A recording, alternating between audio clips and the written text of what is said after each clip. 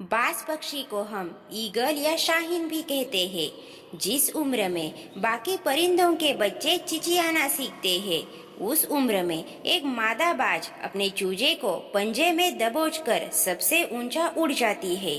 पक्षियों की दुनिया में ऐसा कठिन प्रशिक्षण किसी और का नहीं होता है। मादा बाज अपने चूजे को लेकर लगभग 12 किलोमीटर ऊपर ले जाती है, जितने ऊपर हवाई जहाज उड़ा करते हैं, और वह दूरी तय करने में मादा बाज 7 से 8 मिनट का समय लेती है। यहाँ से शुरू होती है उस नन्हे चूजे की कठिन परीक्षा। उसे अब यह बताया जाएगा कि तू किस लिए पैदा हुआ है, तेरी दुनिया क्या है, तेरी ऊंचाई क्या है, तेरा धर्म बहुत ऊंचा है। और फिर मादा बाज उसे अपने पंजों से छोड़ देती है। धरती की ओर ऊपर से नीचे आते वक्त लगभग कई किलोमीटर तक उस चूजे को आभास ही नहीं होता कि उसके साथ क्या हो रहा है। 7 किलोमीटर के अंतराल आने के बाद उस चूजे के पंख जो कंजाइन से जकड़े होते हैं वह खुलने लगते हैं। लगभग 9 किलोमीटर आने के बाद उनके पंख पूरी तरह खुल जाते हैं। यह जीवन का पहला दौर होता है जब बाज का बच्चा पंख फड़फड़ाता है। अब धरती से वह लगभग 3000 मीटर दूर है, लेकिन अभी भी वह उड़ना नहीं सीख पाया है। अब धरती के बिल्कुल करीब आता है, जहाँ से वह देख सकता है उसके स्वामित्व को। अब उसकी दूरी धरती से महज 700 से 800 मीटर होती है, लेकिन उसका पंख अभी भी इतना मजबूत नहीं हुआ कि वो उड़ सके। धरती से लगभग 400 से 500 मीटर दूरी पर अब उसे लगने लगता है कि उसके जीवन की शायद अंतिम यात्रा है। फिर अचानक से एक पंजा उसे आकर अपनी गिरफ्त में ले लेता है और अपने पंखों के दरमियान समा लेता है।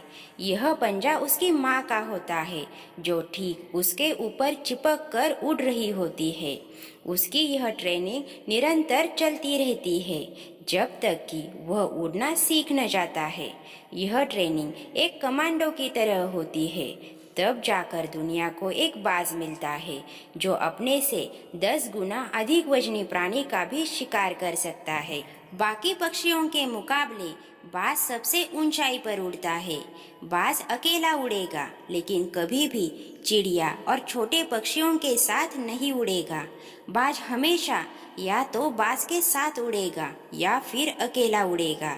इससे हमें ये सीख मिलती है कि छोटी सोच वालों से हमेशा दूर रहे और अकेले रहो, क्योंकि यही वो समय है जब खुद को जानने का असली मौका मिलता है। बाज का विजन बहुत ज़्यादा क्लियर होता है और बहुत ज़्यादा स्ट्रांग भी।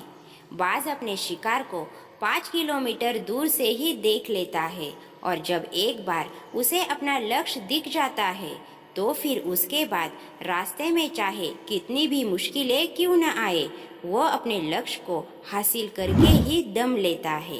बाज कभी भी मरे हुए जानवरों को नहीं खाता, वो हमेशा जिंदा शिकार करता है। जब आंधी तूफान आता है तो बाज बहुत ज़्यादा एक्साइटेड हो जाता है। जब बारिश होती है तो सारे पक्षी छिपकर बैठ जाते हैं, लेकिन बाज को बहुत मज़ा आता है। जब तेज हवाएं चलती है तो बाज उन हवाओं के सहारे और तेजी से ऊपर की ओर उठता है, और ऊपर उड़ते उड़ते इतना ऊपर उड़ जाता है कि बादलों से भी ऊपर पहुंच जाता है। बाज अपनी घोंसलों से सॉफ्ट घास को हमेशा निकाल देता है, ताकि बाज का जो बच्चा है वो उसमें कंफर्टेबल ना हो सके, क्योंकि अगर वो घोंसले में कंफर्टेबल हो गया तो वह वही रहना पसंद करेगा। लेकिन बाज ऐसा कभी नहीं होने देता। बाज एक पक्षी है और उसे भी एक बात का पता है कि कंफर्ट जोन में कोई ग्रोथ नहीं होती है। हिंदी में एक कहावत है, बाज के बच्चे मुंडेर पर नहीं उड़ते।